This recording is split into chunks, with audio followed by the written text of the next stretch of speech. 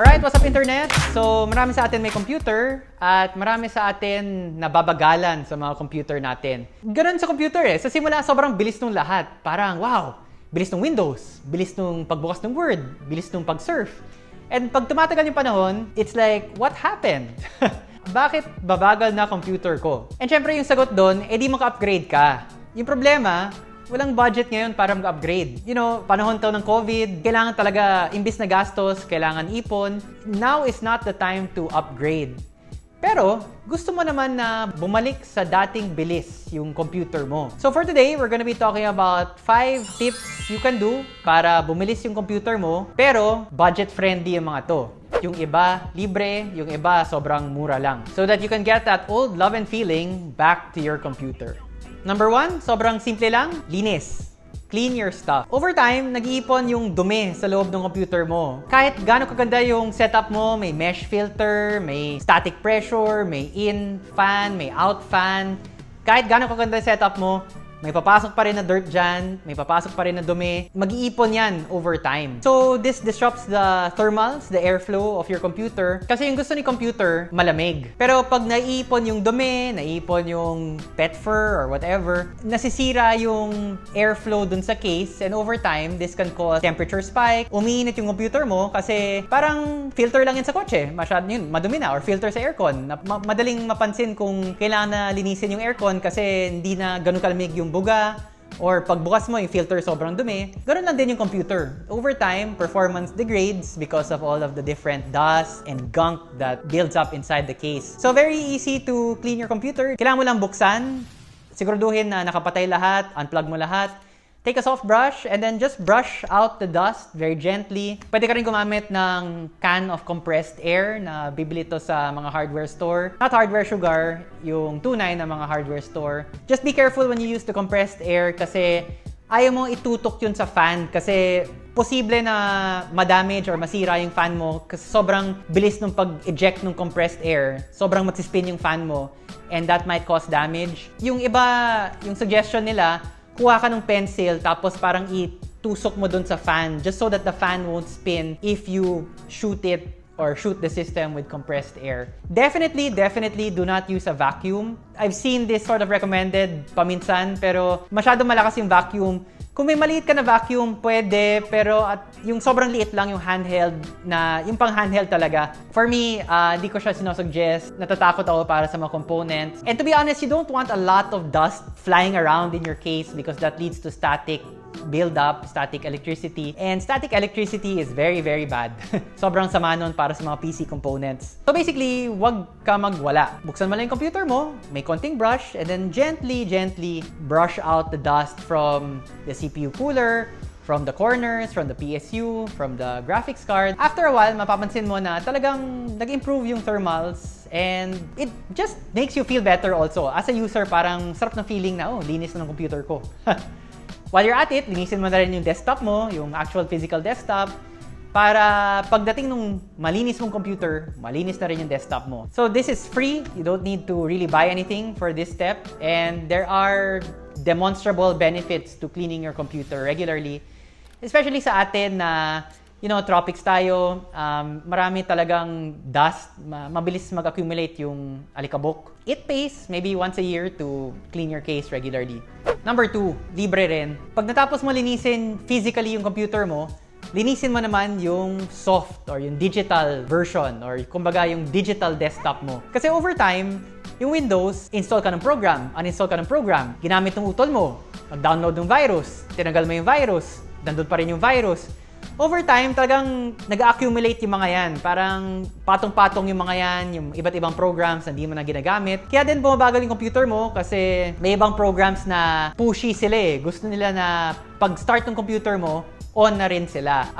That's super annoying. Personally, for me, that's one of my pet peeves. So, sobrang OC ko talaga na binubuksan ko yung task manager to see what processes start up automatically and I'm very fanatical na, oh, ito, hindi ka pwede. Ito, ginagamit kita, pero hintayin mo ako pag tinawag kita, ayoko na pag-start ng computer mo, nandyan ka na. That's one way you can sort of, dun sa task manager, sa startup processes, siguraduhin mo na yung startup, yung kailangan mo lang talaga. Pero over time, yun nga, talagang dumadami yung mga program, clean your drive or clean your OS. Paminsan, alam ko nakakatamad. Kahit ako, tinatamad ako para mag-install ng fresh OS. But eventually, you reach a point, you just gotta back up all of your files and then install a fresh version of Windows. And after that, everything runs so much faster. Kasi sa tingin ni Windows, bago nga talaga lahat kasi fresh install siya. All of the layers of the old programs, all of the DLLs, all of the exe files that you have cluttering around are no longer installed. Kaya bumilis yung computer mo kasi bumalik siya dun sa dating state, the virgin, the fresh state of a clean install. So again, this is something that you can do for free or you can pay someone relatively cheap to do it for you if naiinis ka or, hassle yung pag-install ng Windows.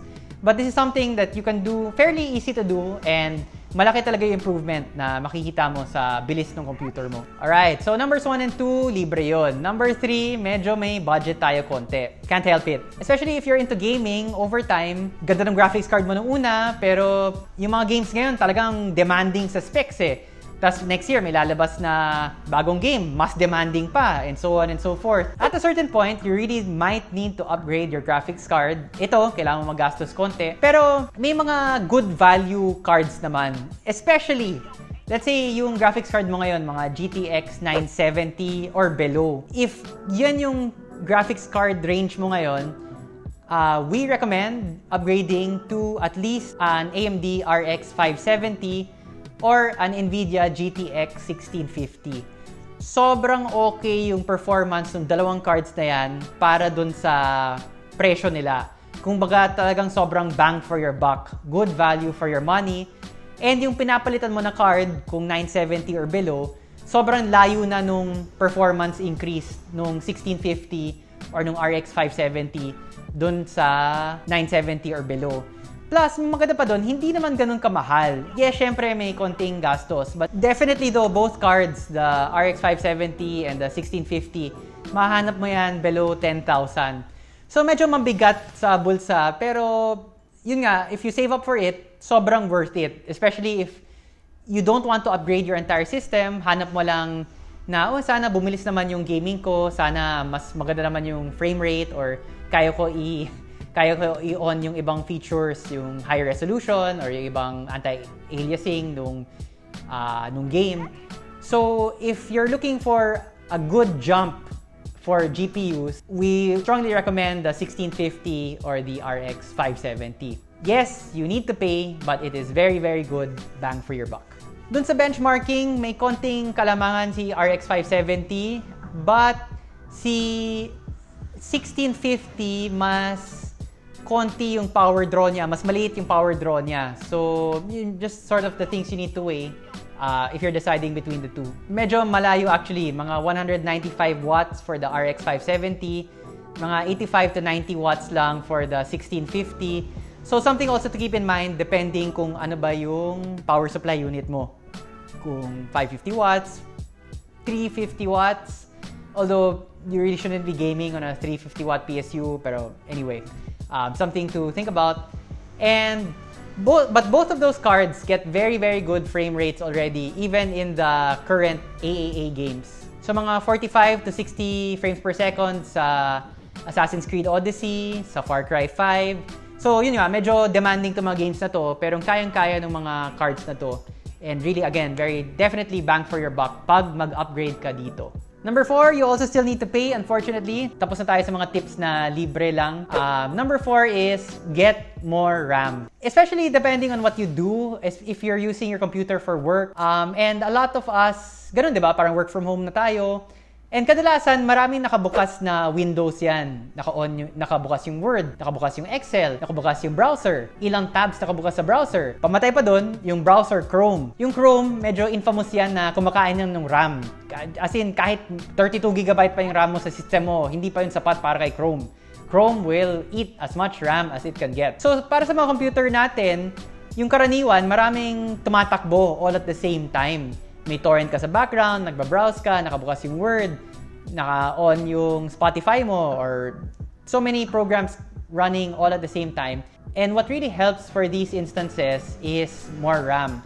So if you have 4 gigabytes, we recommend definitely relatively mura lang naman yung RAM. Kuha ka nung upgrade ka to 8 gigabytes. The optimal really is 16. 32, medyo mahal na yon. At pangalawa, hindi naman talaga siya required. Usually, we only recommend it for yung mga hardcore video editors talaga. But 8 gigabytes, from 4 to 8, definitely sobrang laki nung performance gain mo doon. 16 is about the maximum that we can recommend even for gamers. 32 only for specific use cases. But more RAM really makes a difference. Hindi naman kailangan mahal. Yun nga, lipat ka from 4 to 8. May mahanap ka naman na RAM na okay naman, decente naman, na hindi naman ganun kamahal. You don't need to buy yung mga RGB RAM or yung mga kolokohan na yung manufacturers kasi magaling magaling mag-hype up na, oh, tinan mo, ganda ng RAM na to. May heatsink and then parang may krubot-krubot pa yung heatsink or parang may design or may flare. All of that stuff, if you just need performance, you just need actually the actual memory. It doesn't need to be in a fancy heatsink. It doesn't need to have RGB. Just get what your budget can afford, get from a reputable manufacturer. Pero definitely, malaki yung improvement sa performance pag nagdagdag ka ng RAM. And last tip, you've heard it from me before, get an SSD. Yung SSD, memory din yan para sa computer. Doon mo ini-install yung OS mo, yung programs mo.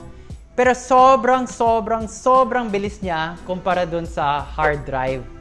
Yung hard drive kasi may physical na umiikot na platters at 7,200 RPM or 5,400 RPM, revolutions per minute. Sa hard drive, para mabasa yung data mo, literally may umiikot dyan sa hard drive para may mahanap kung saan nakastore sa platter yung data mo. Sa SSD, walang gumagalaw na parts. Lahat yan flash memory or it's basically like RAM. Because nothing moves to access the data and then because of the memory architecture, sobrang bilis nung read and write speeds ng SSD compared to a hard drive.